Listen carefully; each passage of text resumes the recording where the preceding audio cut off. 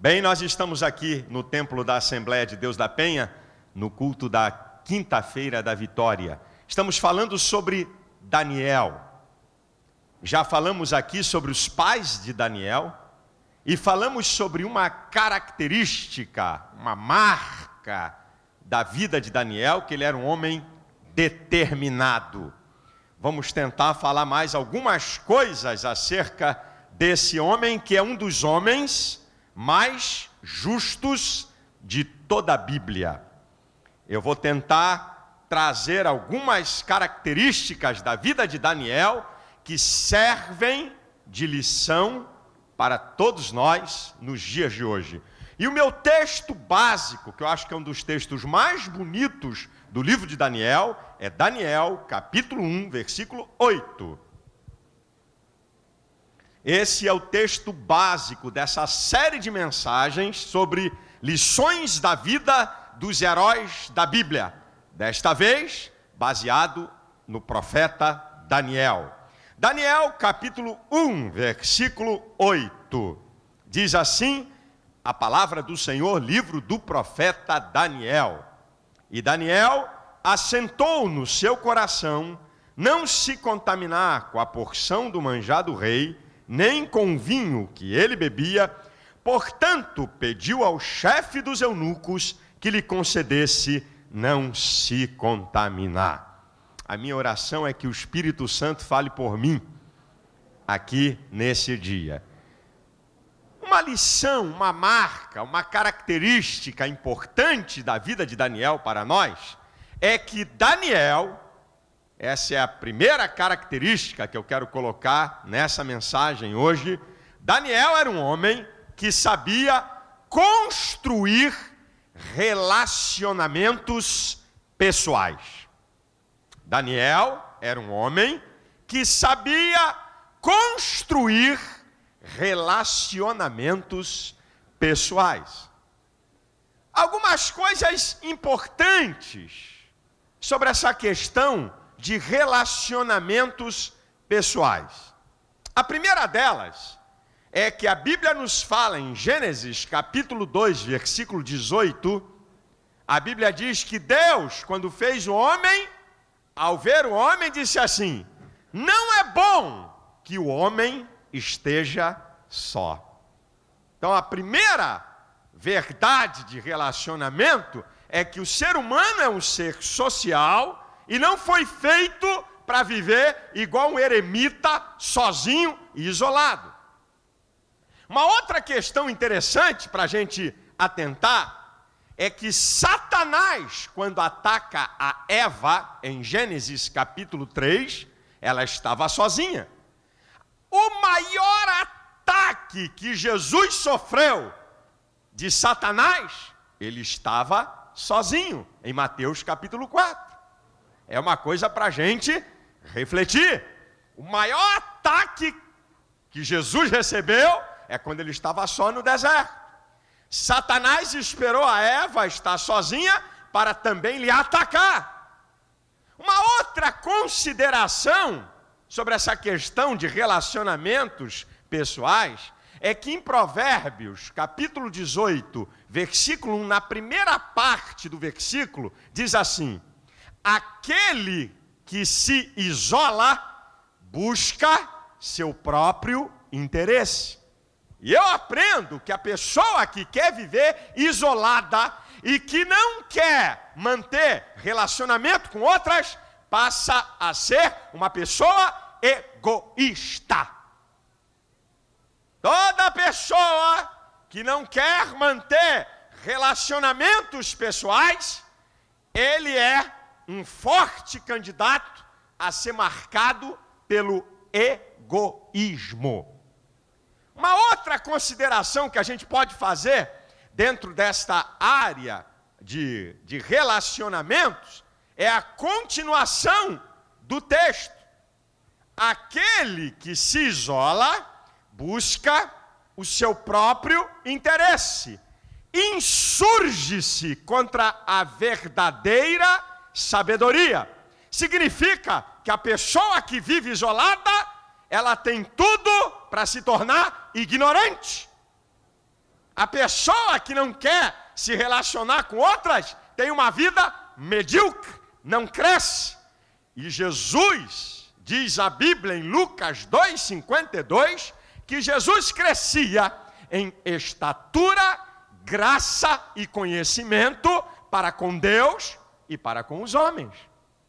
Então, a pessoa que quer viver sozinha, isolada, que não quer ter amigos, que não quer interagir, acaba se tornando uma pessoa ignorante. Um outro fator também interessante para a gente poder pensar é o que está em Eclesiastes, no capítulo 4, versículo 9.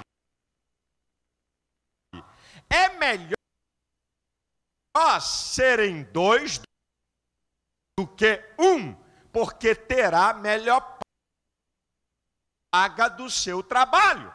Significa que quem tem ou quem mantém relacionamentos pode desenvolver um trabalho melhor. Não é à toa que Jesus escolheu 12 pessoas para estar mais perto dele. Não é à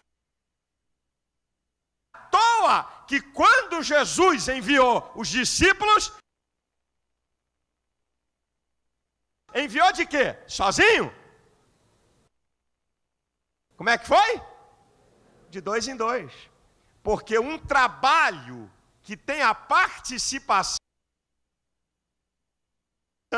de outras pessoas, tem tudo para esse trabalho se desenvolver e ser o melhor. Se você quer trabalhar sozinho, se você quer trabalhar isolado, com certeza a sua produtividade vai ser menor. Uma outra consideração sobre relacionamentos é o versículo seguinte, que é o versículo 10, que diz: mas ai daquele que estiver só, caindo, quem o levantará? Significa que uma pessoa que está isolada, ela não recebe ajuda. E se você construir relacionamentos, na hora da necessidade, alguém pode estender a mão para você. Uma outra consideração para você fazer nessa questão de relacionamentos é que o relacionamento tem um papel terapêutico, tanto psicológico quanto espiritual. Já disse em outras mensagens, porque é uma verdade. Você sabe que quando você vai num terapeuta, num psicólogo, e que você senta para falar com um terapeuta, eu já vi pessoas chegarem para mim e dizer: pastor, esse psicólogo é muito bom. Eu falei: como é que foi a consulta? Eu falei. Ele falou o quê? Nada. Mas por que ele foi muito bom? Porque a pessoa, primeiro, construiu uma empatia. Ela olhou para aquele terapeuta, confiou nele e abriu o verbo. E quando você fala, quando você verbaliza, você põe para fora emoções, e emoções negativas. Então, se terapeuticamente, quando você vai num psicólogo para uma consulta, só em você falar se começa o processo da cura, quando você tem verdadeiros amigos, quando você tem relacionamentos profundos, você muitas vezes está irritado, está chateado, está ferido, aí você conversa com seu amigo, e depois que você fala aquilo que você não pode falar para qualquer pessoa, você... passou. Estou aliviado, estou aliviada. Por quê? Porque você botou para fora. A verbalização, ela exterioriza sentimentos negativos. Então, quando você constrói relacionamentos, ele é terapêutico no sentido psicológico e é terapêutico no sentido espiritual. Tiago 5,16 diz: confessai as vossas culpas uns aos outros, para que sareis. Quando você tem erros, pecados, e você tem um crente abalizado, fiel, que não é linguarudo, que não tem língua solta, mas que você pode confiar e que você fala com ele dos seus erros, você está sendo curado e liberto do poder do pecado. E uma outra coisa sobre a questão dos relacionamentos é que, através dos relacionamentos, você pode cumprir um dos maiores mandamentos da Bíblia, que está lá em Mateus 22, a partir do versículo 34. Os 2 maiores mandamentos: amar a Deus acima de todas as coisas e ao próximo como a ti mesmo. Quando você trava a relação com o próximo, você vê a necessidade do outro, você vê os problemas do outro e você pode desenvolver e cumprir esse grande mandamento: amar o outro como a você mesmo, porque você vê que ele é um semelhante, você vê que ele tem necessidades como você vê que ele falha tanto quanto você, e você pode estender a mão e cumprir a palavra de Deus através dos relacionamentos. Daniel, o grande profeta, ele soube construir relacionamentos profundos. Está no texto do capítulo 2, que nós já sabemos a história. Olha só o que diz o versículo 17 de Daniel. Então Daniel foi para a sua casa e fez saber o caso a Ananias, Misael e Azarias, seus companheiros. Ele construiu relacionamentos profundos, amigos de verdade, companheiro, aquele que está junto, aquele que segue, ri junto, chora junto, discorda, contraria, mas estão sempre juntos. Porque tem gente que pensa que amizade profunda é você falar o que o outro quer ouvir, é dizer amém para tudo que você quer. Eu tenho dificuldade de ter relacionamentos profundos com pessoa que diz amém para tudo que eu faço. Os meus amigos mais chegados me contrariam, e você pode ter certeza que eu também os contrario. Se você vê uma reunião, de vez em quando se encontra pastor Silas Malafaia, pastor Jabes de Alencar, pastor Jorge Linhares, pastor Ezequiel Teixeira, pastor Marco Antônio, sai fogo, fumaça, faísca. Porque amigo, relacionamento profundo, não é só dizer que o outro é bonito, é bacana, é dizer, isso aí não presta, isso aí está errado. Ele, quando tinha um problema sério, ele pôde compartilhar necessidades. Uma amizade profunda, um relacionamento profundo, você compartilha necessidades. Olha, o rei mandou um edito: se não houver interpretação, nem dizer o que ele sonhou, vai morrer todo mundo. Uma outra coisa interessante de relacionamentos profundos é que compartilham propósitos. Olha só o capítulo 1. Como é que eles compartilham propósitos? Olha o versículo de número 13, ou 12. 1, 12 e 13. Experimenta, peço-te, os teus servos 10 dias, fazendo que se nos dê em legumes a comer e água a beber. Então se veja diante de ti o nosso parecer e o parecer dos mancebos que comem da porção do manjar do rei, e conforme vires, te hajas com os teus servos. Daniel, Ananias, Misael e Azarias, eles tinham o mesmo propósito. Qual é o propósito? Servir a Deus com integridade. Tem gente que tem relacionamentos profundos com pessoas que têm propósitos diametralmente opostos. Enquanto você tem o propósito de ser fiel a Deus, de servir a Deus, de ter uma vida limpa, você mantém relacionamento profundo com gente que quer viver no pecado, que blasfema de Deus, que desobedece, que tem uma vida longe de Deus. Cuidado com essa amizade profunda. Uma outra coisa que eu aprendo de relacionamentos profundos: primeiro, são companheiros. Segundo, compartilham necessidades. Terceiro, têm propósitos comuns. E quarto, compartilham vitórias. Você quer ver? Capítulo 2, lá no final. Capítulo 2, versículo 48 e 49. Escute só.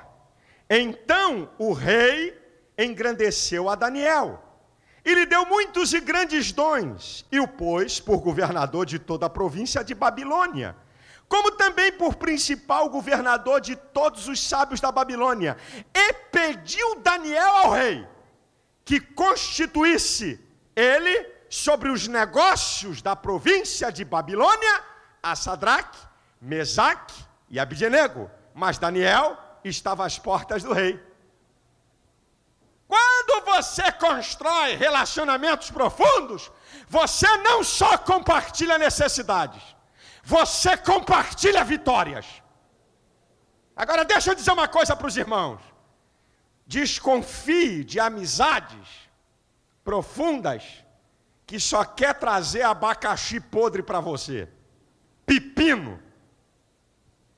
Toda hora que o cara está em situação difícil, toda hora de dificuldade, aí ele vem, ele se chega. Na hora que ele está na vitória, tudo bem, tudo bem, tudo bem. Depois eu falo, hein? Outro dia, mas na hora do negócio feio, meu amigo querido, querida, meu Deus, você é uma bênção. Amizade profunda, na hora que a coisa está má, você compartilha a necessidade, mas na hora da bênção, você compartilha a vitória. Daniel foi colocado como chefe da província da Babilônia. Ele chegou para o rei e disse: "Ô rei, eu tenho 3 amigos aqui, dá para colocar os amigos aqui em posições?" Perfeitamente. Ele disse: "Esqueci. Amigo de quem? Como? Não conheço. Não sei. Qual é o nome? Hã?"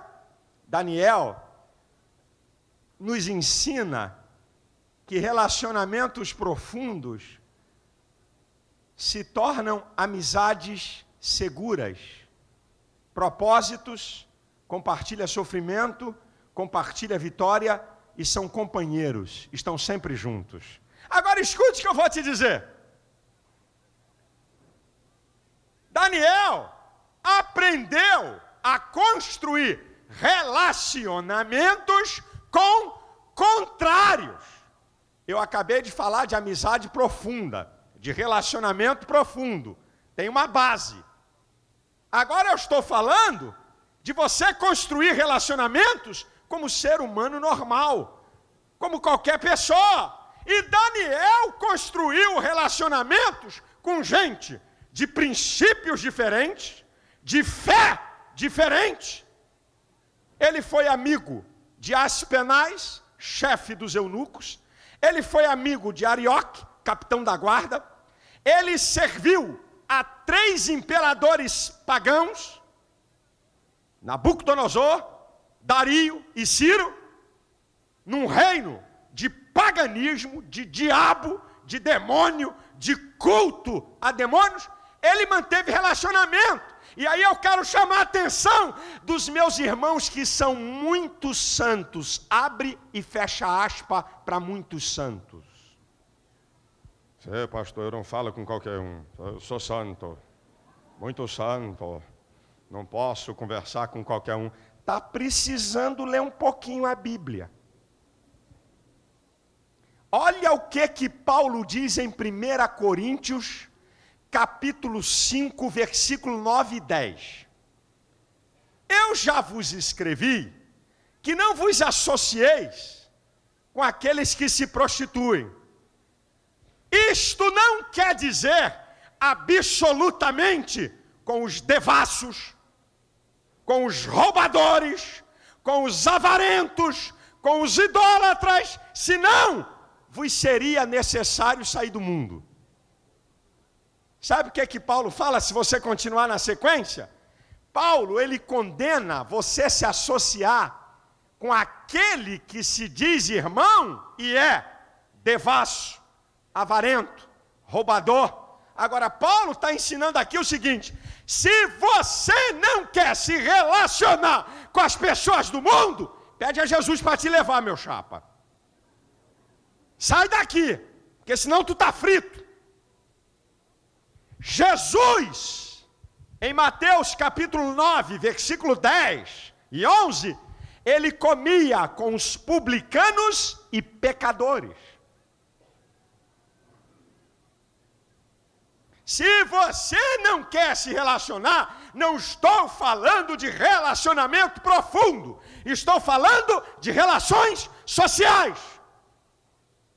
De você ter comunhão com outras pessoas, contato com outras pessoas, ser amigo de outras pessoas, de fé diferente, de princípio diferente. Se você não quer manter relacionamento com pessoas que não têm o mesmo princípio de fé, pede Jesus para te dar um jeito, para te levar um caminhão Scania,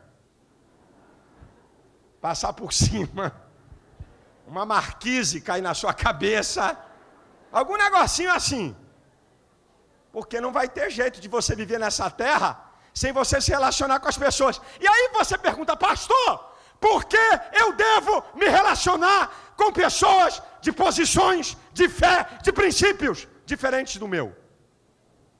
Primeiro, porque você é um ser humano normal.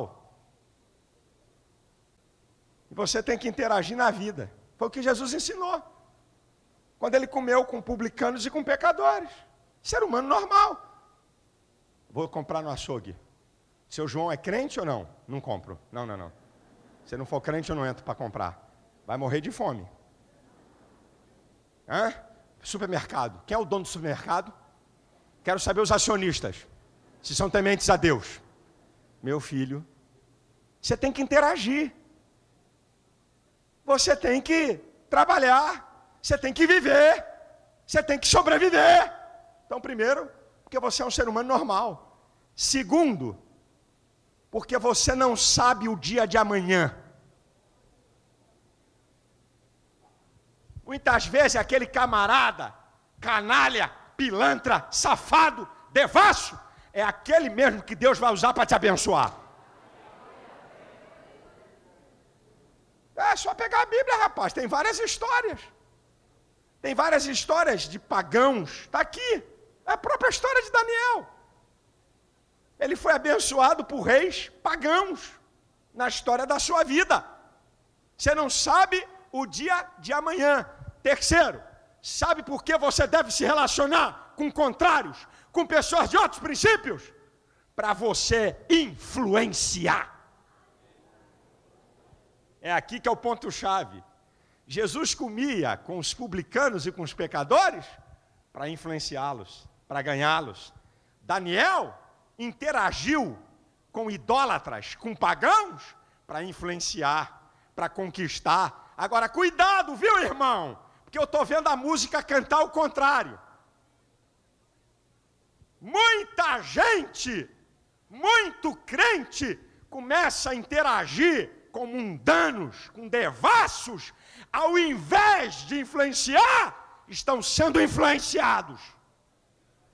Você tem a mente de Cristo. Você pode influenciar onde você trabalha, onde você mora, onde você compra, porque você tem a luz e o mundo anda em trevas. Você tem poder na sua vida, você tem autoridade espiritual para influenciar o meio que você vive. Foi o que aconteceu com Daniel. Ele influenciou todo um reino pagão. Eu vi que Daniel era determinado, Mostrei que Daniel sabia construir relacionamentos pessoais. Em terceiro lugar, Daniel era um homem de visão. O que é uma pessoa de visão, pastor? É uma pessoa que está um passo à frente das outras. Bem simplificado. Uma pessoa de visão é uma pessoa que está um passo na frente das outras. O camarada está aqui, ele já está lá na Vila da Penha. Ele está olhando lá na frente. E eu aprendo pelo menos 4 características de uma pessoa de visão. 4 características de uma pessoa de visão. Uma pessoa que está na frente das outras, está à frente das outras. Primeiro, uma pessoa de visão vê o que ninguém vê. É a primeira coisa. Ela vê o que ninguém vê. Daniel, ele viu que toda aquela comida, toda aquela iguaria era oferecida a ídolos. Ele viu. Comida formidável, bebida deliciosa, as comidas mais sofisticadas. Os outros rapazes da linhagem real e nobre que vieram de Jerusalém entraram na bênção. Botaram para quebrar. Mas Daniel, ele viu o que ninguém viu. Ele viu que aquela comida era oferecida a ídolos. Uma pessoa de visão, ela vê o que ninguém vê. A segunda característica de uma pessoa de visão é que uma pessoa de visão, ela vê o pior quando tudo parece melhor. A pessoa de visão, ela vê o pior quando tudo parece melhor. Todos aqueles jovens amigos de Daniel, com exceção de Ananias, Misael e Azarias, não viram que aquela comida e aquela bebida ia contaminar a alma, o espírito, a vida, ia separar de Deus. Comida contaminada, oferecida a demônios. Parecia boa, parecia excelente, de um paladar maravilhoso, de um cheiro sublime. Mas uma pessoa de visão, ela vê o pior quando tudo parece que é melhor. Uma pessoa de visão não entra em golpe. Já viu os golpes? Amigo, você vai pagar 10 prestações e vai ter a casa própria. 10. Ui, maravilha. 171. Empresa de laranjeiro, fantasma, armação. O cara vai, entra e depois foi-se. Já era.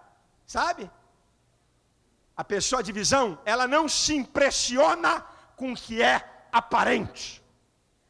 Não se impressiona com as coisas aparentes. Ela vê o que está por detrás.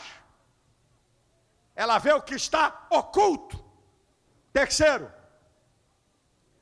uma pessoa de visão, ela vê o melhor quando tudo parece pior. A pessoa de visão é assim. Ela vê o melhor quando tudo parece o pior. Quando o rei chamou os sábios da Babilônia, no capítulo 2, e chamou os sábios e disse assim: olha, eu tive um sonho e quero a sua interpretação. Só tem um detalhe, eu esqueci do sonho. Eu esqueci do sonho e eu quero que vocês se lembrem do sonho que eu sonhei e dê a interpretação.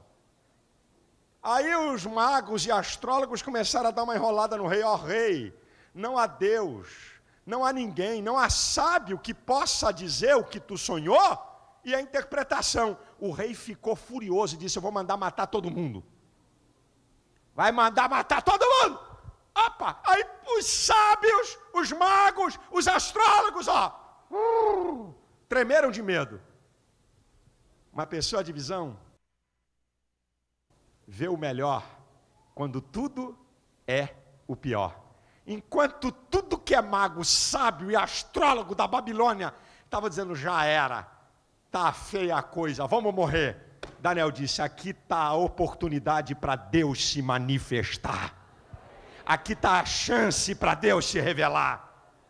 É assim, meu irmão, na vida também. Ai, meu Deus, o Brasil, ai, 12 milhões de desempregados, ai, meu Deus. Meu irmão, Senhor, abre minha mente aqui. A coisa está feia, o salário está achatado, a economia está estagnada, aumentaram a taxa de juro, até quem andava criticando, né? Criticou tanto tempo e estão fazendo a mesma receita do passado, né? Só uma palhinha aqui para não deixar passar essa, né? Meteram tanto pau no salário mínimo e estão com a mesma receita. O salário mínimo, isso é uma vergonha, uma vergonha, isso é uma vergonha. E estão fazendo a mesma vergonha. Mas vamos deixar isso de lado e vamos voltar para a mensagem, né, irmãozinho? Então, voltando aqui para a palavra que é mais interessante, né? Aí o salário está achatado, o desemprego está grande, as oportunidades são pequenas, mas você é servo de Deus. Senhor, abre minha mente, me mostra as oportunidades da vida. Como é que eu posso ser o melhor aqui nessa empresa? Como é que eu vou achar o meio de sustentar a minha família? Uma pessoa de visão vê o melhor quando tudo é o pior. Quarto, uma pessoa de visão, ela vê as oportunidades que ninguém vê. Daniel com seus amigos estavam servindo a um rei pagão, servindo comida, tomando conta talvez de um quarto, de uma sala. Estavam colocados para servir ao rei. Aí ele vê o que o rei fala, com quem desvendar o sonho. Daniel capítulo 2, versículo 6. Mas se vós, isso aqui é Nabucodonosor falando, hein? Mas se vós me declarardes o sonho e a sua interpretação, recebereis de mim dons, dádivas, grande honra. Portanto, declarai-me o sonho e a sua interpretação. Daniel disse, opa, está aqui uma oportunidade para mim crescer. Está aqui uma oportunidade para eu deixar essa função medíocre e agora galgar uma posição maior. Essa é a chance. Misael, Ananias, Azarias, vamos orar para Deus dar a interpretação. Olha o que o rei está prometendo. Olha o lugar. A pessoa de visão, ela vê as oportunidades que ninguém vê. É o que você tem que ver. Você não pode ser um tatu. Você tem que ser olho de águia. Crente tatu. Aquele buraquinho. Ai, que mundo maravilhoso, rapaz. Esse mundo é grande. A águia está a 10.000 metros de altura. Que coitado. Não sabe de nada. Não conhece nada. Você tem que pedir a Deus, Senhor, eu quero olhos de águia. Eu quero ver coisas que ninguém vê.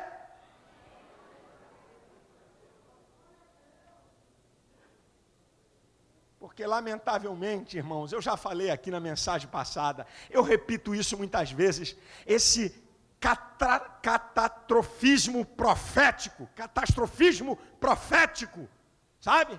Não adianta, pastor, daqui para frente é pior. Daqui para frente é pior, não adianta, o senhor não lê a Bíblia? O senhor não crê? Jesus vem. Aí eu fico parado e digo assim, eu acho que essa história é só para o Brasil. Porque o pessoal no Canadá, o pessoal nos Estados Unidos, o pessoal na Noruega está pedindo para mandar profissionais, porque está faltando gente para o trabalho na Noruega. Estão precisando de não sei quantos mil profissionais na Noruega. A maior renda per capita do mundo. Deus acho que deve amar mais o pessoal da Noruega, do Canadá, da América. Pecado vai ter em tudo que é lugar. Coisas ruins vão acontecer em tudo que é lugar. Mas então, quer dizer que o catastrofismo profético só serve para nós? Quer dizer que a desgraça é só para nós?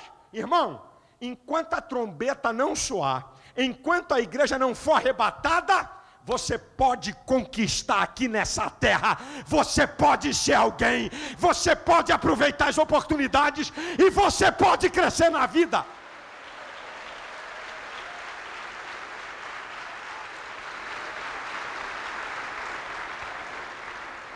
Enquanto você, como justo, está pensando assim, tem um monte de ímpio pensando ao contrário. eu vou conquistar, eu vou chegar lá, eu vou ver aqui a oportunidade, eu vou ver aqui onde é que eu posso me aprimorar, eu vou ver aqui as chances da vida, eu vou correr atrás, e você está com essa conversa. Deixa a história de que o mundo vai de mal a pior para Deus, que controla tudo, que sabe de tudo. Cumpre o seu papel como cristão e como cidadão dessa pátria. O que é que você pode fazer para o Brasil melhorar? O que é que você pode fazer para a sua família melhorar? O que é que você pode fazer para abençoar mais a igreja com a sua oferta e com o seu dízimo? Peça a Deus para te mostrar as oportunidades. Peça a Deus para você ser uma pessoa de visão. Porque vocês todos que entregaram as suas vidas a Cristo têm a possibilidade de ver além das outras pessoas. 1 Coríntios capítulo 2, a partir do versículo 14. O espiritual discerne bem tudo, e de ninguém é discernido. Porque quem conheceu os intentos do Senhor? Mas nós temos a mente de Cristo.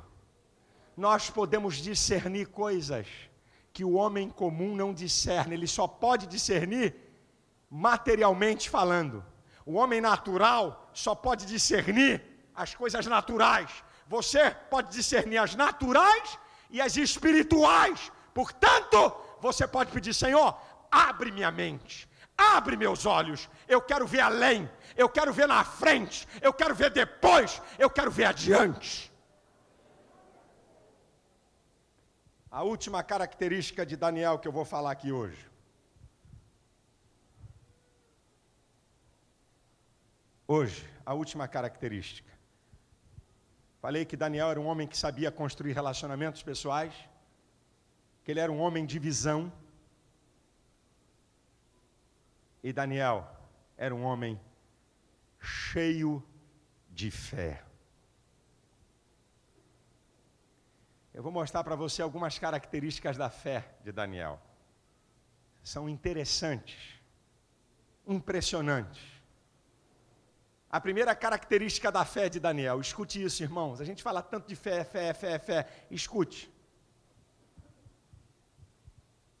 Primeira característica, eu vou te mostrar, talvez dê para mostrar 7 características da fé de Daniel. É rápido. A primeira característica da fé de Daniel. Daniel crê que com Deus a vida é melhor. Você quer ver? Capítulo 1.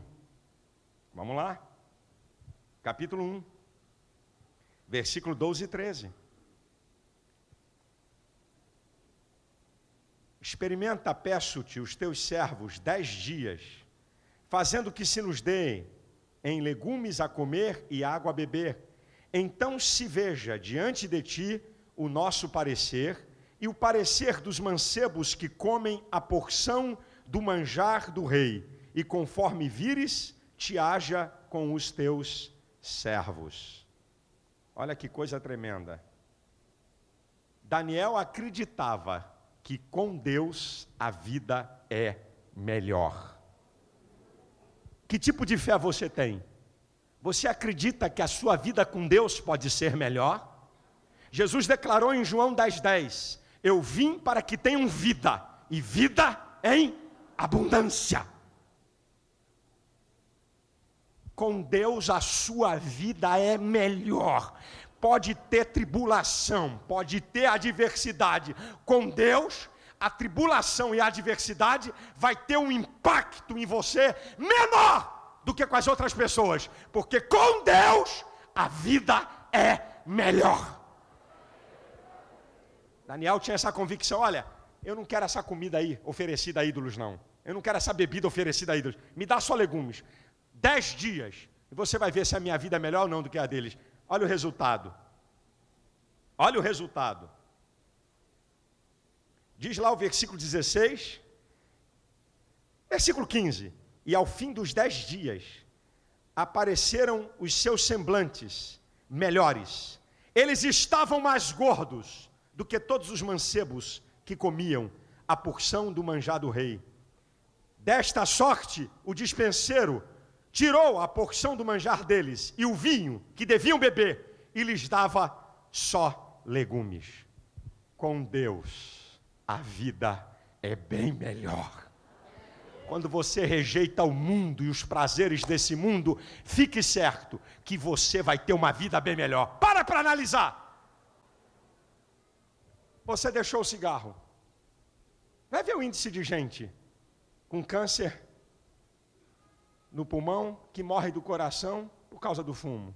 Você largou a bebida. Quanta gente morre de cirrose hepática e os rins todo estourado. Você deixou uma vida devassa. É fiel à sua esposa. Quanta gente morrendo de AIDS e quanta gente com doenças venéreas terríveis. Porque com Deus a vida é bem melhor. Diga aí para quem está perto de você, irmão. Com Deus a vida é bem melhor.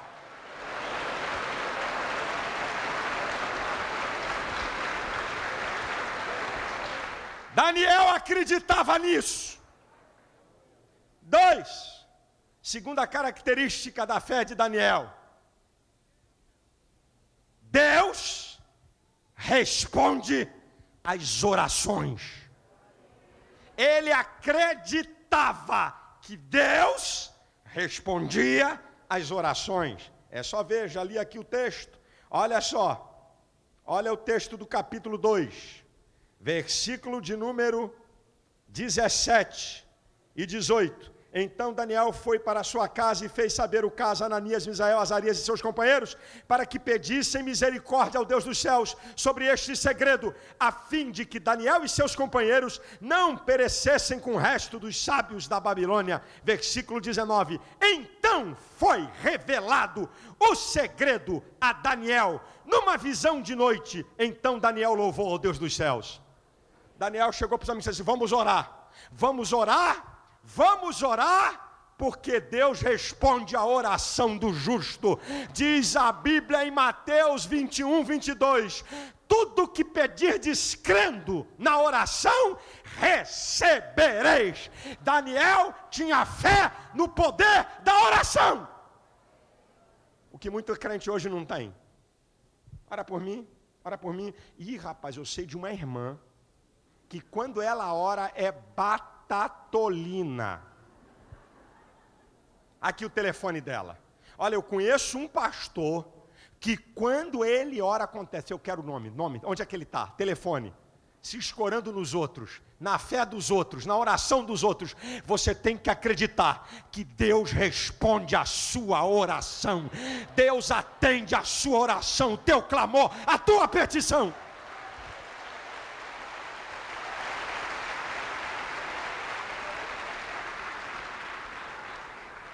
Terceiro, Daniel acreditava que Deus estava no controle de todas as coisas. Ele acreditava. Olha o texto. Olha aqui, versículo de número 20 e 21. E falou Daniel e disse, capítulo 2, seja bendito o nome de Deus para todos sempre, porque dele é a sabedoria e a força. Ele muda os tempos e as horas. Ele remove os reis e estabelece os reis. Ele dá sabedoria aos sábios e ciência aos entendidos. Deus está no controle, é o que Daniel está dizendo. É Deus que estabelece, é Deus que tira, é Deus que coloca, é Deus que tira, é Deus que abre porta, é Deus que fecha a porta. Ele acredita que Deus está no domínio de tudo. O Deus que você serve, você tem que crer, Deus está no controle. Ele pode abrir qualquer porta para você. Ele pode remover qualquer empecilho. Ele acreditava. Em quarto lugar, é quarto? Não estou contando não, hein? É quarto? Em quarto lugar, sabe o que Daniel acreditava? Olha o versículo 22. Ele revela o profundo e o escondido. Conhece o que está em trevas e com ele mora a luz. Daniel tinha fé que Deus revela aquilo que ninguém sabe. Ele acreditava nisso. Deus pode revelar o que ninguém sabe. Deus pode revelar para você o problema que você não sabe como resolvê-lo, como agir, que ninguém entende. Deus pode. Ele acreditava que Deus sabia, conhecia todas as coisas e que Deus pode revelar o que Ele quer. Aquilo que é oculto ao homem, aquilo que é oculto aos sábios, aos entendidos, Deus pode revelar para qualquer pessoa. Ele acreditava nisso. Ele acreditava nisso. Quinto lugar, sabe em que Daniel acreditava? Uma característica da fé. Ele acreditava que Deus perdoa pecados. Só você ler, não vou nem ler, mas depois em casa, leia o capítulo 9.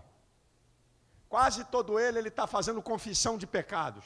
Senhor, temos pecado, a nós pertence a confusão de rosto, nós temos errado, eu e a minha casa, a casa dos nossos pais, nós temos transgredido o concerto, nós temos errado, mas Senhor, perdoa teu povo, nos perdoa, tem misericórdia. O capítulo 9, várias vezes, Daniel está fazendo confissão a Deus, porque ele acredita que Deus tem poder de perdoar pecados, como diz Isaías 1,18, argui-me, vinde, argui-me, diz o Senhor, se eu não perdoar os vossos pecados, ainda que os vossos pecados sejam como o carmesim, ainda que sejam assim, como o carmesim, eu vou tornar branco, eu vou limpar você, eu vou tirar toda essa mancha. Talvez alguém que esteja aqui essa noite esteja manchado pela iniquidade, mas se tu crê, o Senhor vai remover todo o pecado da tua vida, vai te libertar do poder do pecado, porque Daniel acreditava que Deus tem poder de perdoar qualquer pecado. Sexto, a fé de Daniel, capítulo 6, versículo 23. Olha uma característica da fé de Daniel.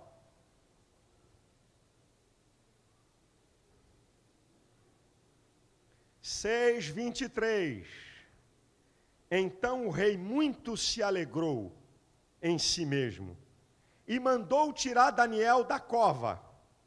Assim foi tirado Daniel da cova, e nenhum dano se achou nele. Agora escuta, porque crera no seu Deus. A sexta característica da fé de Daniel é que Daniel cria num Deus que opera milagres. Ele acreditava num Deus de milagres. Ele acreditou que Deus podia mandar um anjo lá naquela cova e tapar a boca dos leões. Está aqui escrito. Ele não foi mordido, os leões não se alimentaram de Daniel, ele não foi morto naquela cova, porque ele acreditou, ele creu. O meu Deus pode operar um milagre. Quem sabe aqui essa noite, quem sabe através de uma fita de vídeo ou do programa de TV, você está dizendo, pastor, o meu caso não tem médico, não tem governante, não tem autoridade, não tem rico que possa resolver, mas há um Deus nos céus que opera milagres.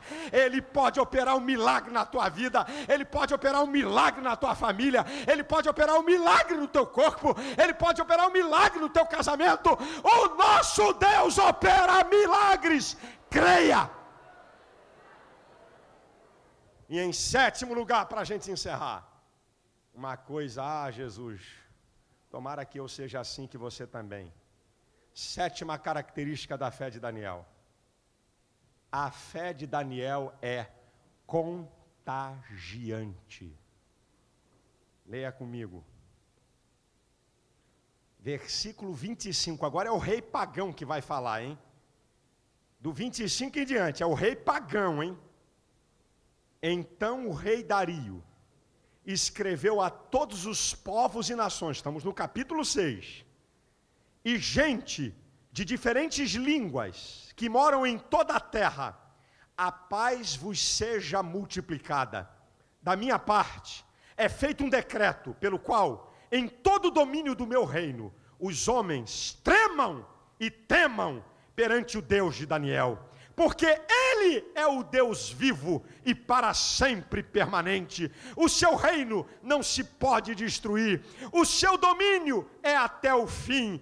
Ele livra e salva, opera sinais e maravilhas no céu e na terra, livrou a Daniel do poder dos leões. Este Daniel, pois, prosperou no reinado de Dario e no reinado de Ciro Persa. Olha o que um rei pagão fala do Deus de Daniel.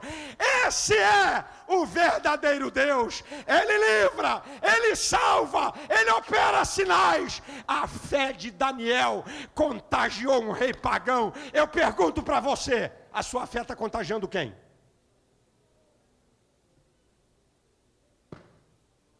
Quem é que a sua fé está contagiando, meu irmão?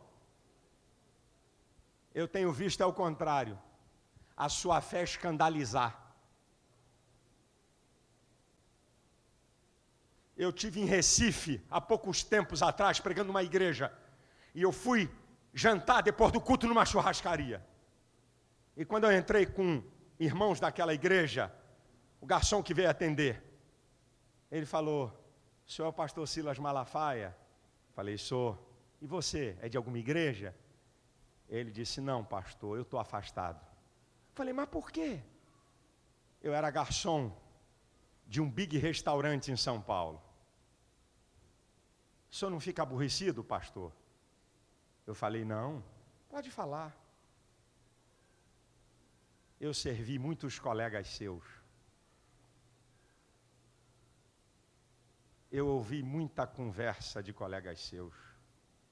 Eu dizia: "Não posso entender. Como é que esses homens pregam uma coisa no púlpito e vivem outra aqui?" Eu vi mulheres de colegas seus irem no restaurante para carregar o marido mamado de bebida. E isso esfriou a minha fé. Disse: "Como é que pode? Homens que pregam a palavra?" A minha primeira palavra aqui é para meus colegas pastores. A nossa fé tem contagiado quem? Nós estamos sendo exemplo para quem? Porque antes de eu falar para o povo, eu tenho que falar para mim, para a minha classe. A nossa fé tem contagiado quem? O que as ovelhas estão olhando para nós e dizendo: "Eu quero ser igual aquele homem, eu quero ter a fé dele, eu quero ter a conduta dele, eu quero ter a vida dele, eu quero ter o relacionamento que ele tem no casamento dele, eu quero ter no meu, eu quero criar os filhos como ele cria." Mas sabe o que está acontecendo? Um mando de pastor abandonando a mulher por uma mais nova. Eu podia dar nomes aqui, não vou dar por uma questão de ética. Eu podia dar nome aqui. Pastores se separando de mulher. Por quê? A mulher traiu? Não. A mulher o abandonou? Não. Porque ele está trocando por uma mais nova e muitas vezes pela secretária. E estão querendo que isso seja moda. O sangue de Jesus tem poder. A nossa fé, o que diz lá em Hebreus? A fé dos quais imitai, obedecei a vossos pastores, atentando para toda a vossa maneira de viver, a fé dos quais imitai. Colegas pastores, como é que é a sua vida com a sua esposa? Como é que é a sua vida dentro de casa? Como é que é a sua vida dentro das ovelhas? Como é que você dá oferta? Estamos contagiando o povo. E você, meu irmão,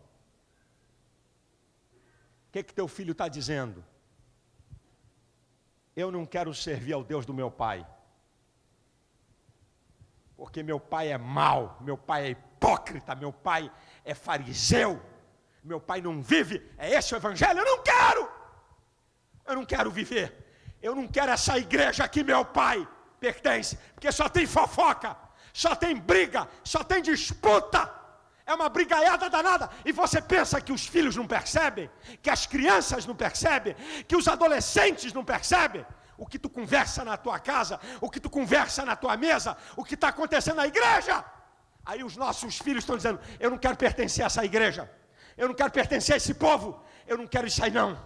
Isso aí não me serve, esse tipo de crença não me serve. A sua fé tem contagiado positivamente ou negativamente? Que tipo de fé é a sua?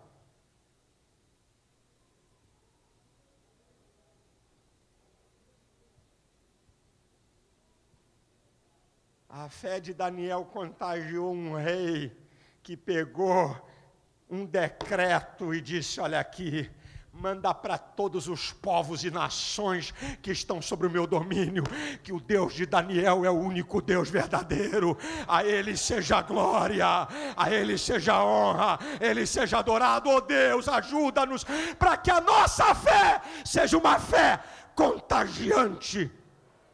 A sua fé possa contagiar a sua família. A sua fé possa contagiar os crentes novos. A sua fé possa contagiar toda a sua família. A sua fé contagie os colegas de trabalho. A sua fé contagie onde você compra. A sua fé possa contagiar com quem você interagir na vida. A sua fé possa contagiar aquele que está afastado e caído. Oh Deus, nos ajude para que a nossa fé possa ser contagiante, para que provoque sede e diga: eu quero o Deus daquela mulher. Eu quero servir o Deus daquele homem. Eu quero ser crente. Eu quero ir para a igreja desse meu amigo. Eu quero o Deus que essa família serve. Oh Deus, nos ajude, apesar das nossas fraquezas e limitações. Nos ajude para que a igreja no Brasil e o povo de Deus nessa pátria tenham uma fé que contagie a nação brasileira e salve esse país da garra da idolatria, do humanismo e da feitiçaria, e que o Brasil reconheça que só existe um Deus verdadeiro e único Senhor por causa da nossa fé.